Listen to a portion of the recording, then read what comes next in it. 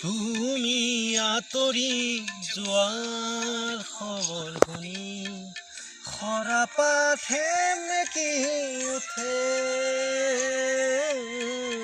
তুমি উচুপি থকা ৰুমান বুজি গীটাৰত আঙুলি কোপে।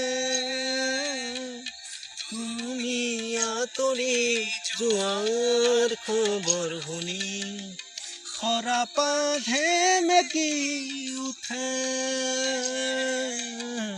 তুমি উচুপি থকা ৰুমান বুজি গীটাৰত আঙুলি কোপে। তোমাতে হৈছিল তোমাৰে নাম, এতিয়া তুমি